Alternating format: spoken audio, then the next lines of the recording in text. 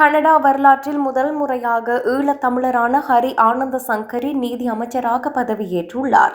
கனடாவின் 24வது பிரதமராக mark Carney நேற்றைய தினம் பதவியேற்றார். இதனையடுத்து 23 புதிய அமைச்சர்கள் நேற்றைய தினம் உத்தியோகபூர்வமாக பதவியேற்றனர். இவர்களில் 2 தமிழர்களும் அடங்குகின்றனர். தமிழர்களான ஹரி ஆனந்த சங்கரி, அனிதா ஆனந்த் ஆகியோருக்கு இம்முறையும் அமைச்சு பதவிகள் வழங்கப்பட்டுள்ளன. புதிய அமைச்சரவை பதவியேற்பின் போது ஹரி ஆனந்த சங்கரி கனடாவின் நீதி அமைச்சராகவும் சட்டமா அதிபராகவும் மற்றும் கிரவுண்ட் இண்டிஜினஸ் ரியலைன்ஸ் மற்றும் வடக்கு விவகாரங்கள் அமைச்சராகவும் நியமிக்கப்பட்டுள்ளார். அனிதா ஆனந்த் புத்தாக்கம், விஞ்ஞானம், தொழில்துறை அமைச்சராக பதவியேற்றார். இலங்கையின் சிரேஷ்ட தமிழ் அரசியல்வாதியான தமிழர் விடுதலை கூட்டணியின் செயலாளர் வி ஆனந்த சங்கரியின் இளைய புதல்வரே ஹரி ஆனந்த சங்கரி ஆவார். யாழ்ப்பாணத்தில் பிறந்த தனது 13வது வயதில் புலம்பெயர்ந்து அவர் கனடா சென்றிருந்தார்.